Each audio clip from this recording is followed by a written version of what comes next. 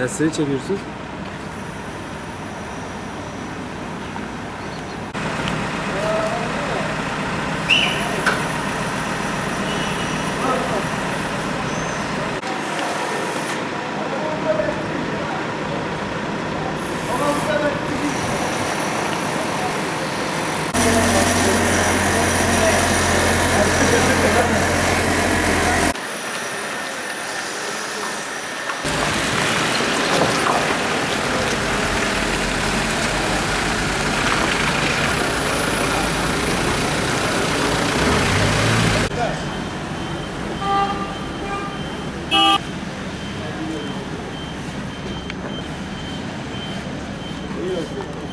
Abi önde çek bak millet Dubai'yi kaldırıyor.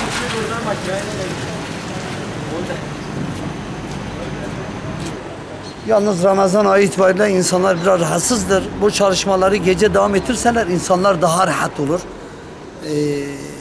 Belediye başkanımızdan bunu diliyoruz yani. Gece çalışmalarına biraz ağırlık versinler ki bu Ramazan ayında insanlar rahatsız olmasınlar.